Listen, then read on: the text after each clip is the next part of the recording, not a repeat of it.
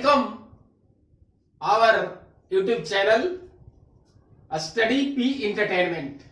स्वागत है आपका अपने YouTube channel study P entertainment. तो हम लोग आजकल ईवीएस कंटेंट सीरीज लेकर आ रहे हैं।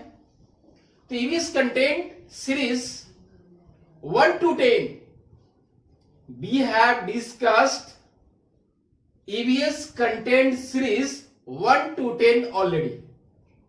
तो आज today we will discuss EVS content series 11 11 EVS content series 11।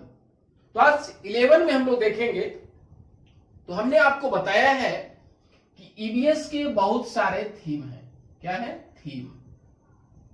ठीक है। तो इसमें ईवीएस के थीम में मैंने बताया आपको फैमिली फ्रेंड, बताया हमने। फैमिली फ्रेंड है, फूड है, वाटर है, शेल्टर है और क्या है? एनिमल प्लांट है। तो आज जानवर जो इसमें एक थीम है एनिमल जानवर। तो चलिए उसी से रिलेटेड हम लोग बात करेंगे। जानवर चाहे वो जल में हो चाहे बाहर में। तो चलिए पहला है कि क्या है? मछली खतरे की चेतावनी। मछली खतरे की चेतावनी एक दूसरे को बिजली तरंगों के माध्यम से देता है। पूछेगा आपसे कि मछली जो है वो खतरे की चेतावनी कैसे देता है? बिजली के तरंगों से देता है ना। चलिए दूसरा है जो जंगल में जानवर रहते हैं। तो क्या है? जंगल में ऊंचे पेड़ पर बैठा लंगूर। अब लंगूर कहां रहता है? तो जंगल में जो ऊंचे पेड़ होते हैं उस पे लंगूर बैठा होता है। जंगल में ऊंचे पेड़ पर बैठा लंगूर पास आती मुसीबत। तो कहिएगा कि जंगल में जब ऊंची पेड़ पे बैठा हुआ रहता है लंगूर तो पास मुसीबत कौन सा आएगा जंगल में? तो जंगल का राजा कौन होता है? शेर। ये मुसीबत। तो उसको देखकर, मुसीबत को देखकर एक खास आवाज निकालकर अपने साथियों को संदेश देता है। कहने का मतलब कि जो ऊंचे पेड़ पर जो लंगूर बैठा होता है, तो जब मुसीबत आता है, शेर या चित्ता आता है जंगल में, तो एक विशेष प्रकार की आवाज के द्वारा अपने साथियों को सचेत करता है, भाग जाओ, जंगल का राजा आने वाला है, खा जाएगा। ठीक है। साथियों को संदेश देता है। इस कार्य के लिए पक्षी की खास आवाज निकलती है ना। एक विशेष प्रकार की आवाज वो निकालती है और जिससे वो साथी खतरे को भाप जाते हैं और वो भाग जाते हैं। आगे नेक्स्ट है डॉल्फिन। डॉल्फिन भी अलग अलग तरह की आवाज निकालकर एक दूसरे की से बात करती है। तो डॉल्फिन भी कैसा? अलग अलग तरह की आवाज निकाल के एक दूसरे से बात करती है, डॉल्फिन जो होती है। चलिए अब हम देखते हैं कि बहुत से जानवर किसी खास मौसम में लंबी गहरी नींद लेते हैं। हमने कहा कि जो जानवर हैं वो खास मौसम में, बताते हैं कौन सा मौसम में? खास मौसम में गहरी नींद लेते हैं, है ना। गहरी नींद। और ये गहरी नींद इतना लेते हैं, देखिए अभी आगे, इतनी लंबी कि कई महीने नजर नहीं आते हैं। इतनी गहरी नींद कुंभकर्ण जैसा सो जाते हैं कि वो नजर ही नहीं आते हैं। ठीक है। आगे देखिए, जैसे उदाहरण, यही सवाल आपसे पूछेगा सीटेट में। गहरी नींद में तो जैसे सर्दियों में छिपकली अचानक गुम या गायब हो जाती है। छिपकली जो सर्दी के मौसम में क्या होता है? छिपकली क्या हो जाता है? गुम हो जाता है, डिसअपियर हो जाता है, गायब हो जाता है। क्या कहा मैंने?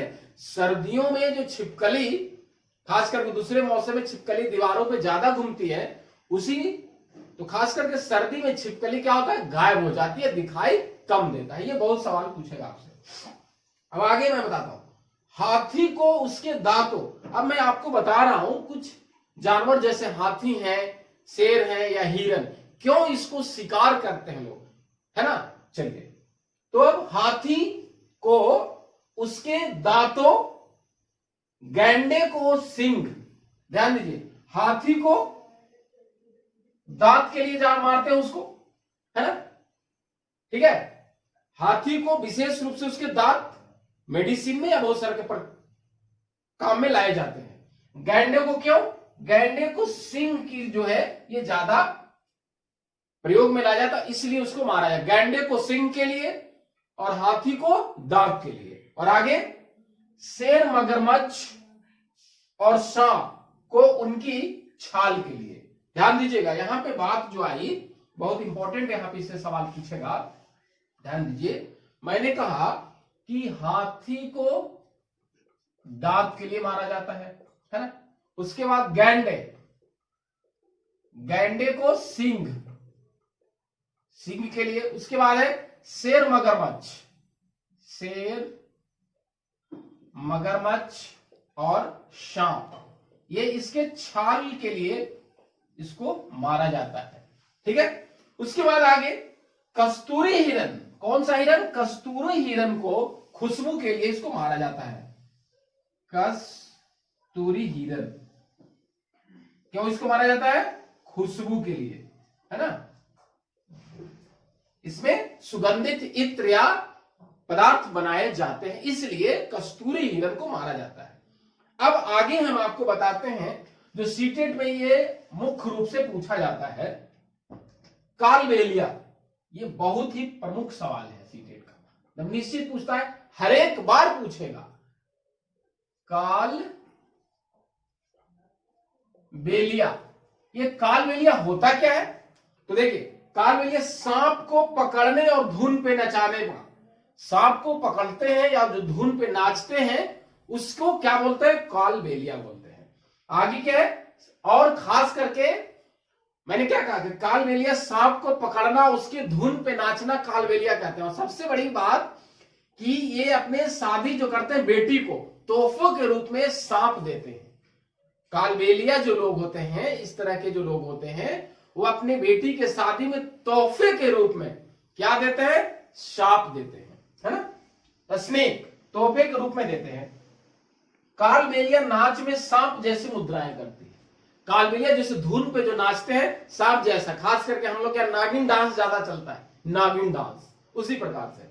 तो चलिए इसमें क्या है, और जब ये सांप, ध्यान से समझिए, सांप जब ये व्यक्ति को काटता है, क्या करता है, व्यक्ति को काटता है, तो इसके दो खोखले दांत, ध्यान दीजिएगा, पूछेगा कितने, दो खोखले दांत से जो जहर है वो व्यक्ति के शरीर में पहुंचाता है।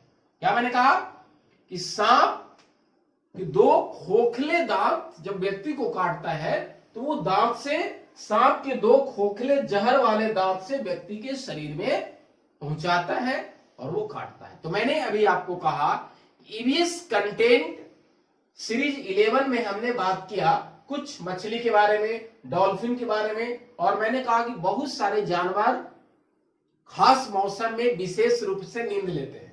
तो हमने कहा कि इतना नींद लेते हैं कि वो गायब ही हो जाते हैं। जिस प्रकार से मैंने कहा कि छिपकली जो बहुत फेमस है ये, तो सर्दी के मौसम में गायब हो जाता है। उसके बाद हमने कालबेलिया के बारे में बताया जो बहुत सवाल पूछा जाता है। Thank you.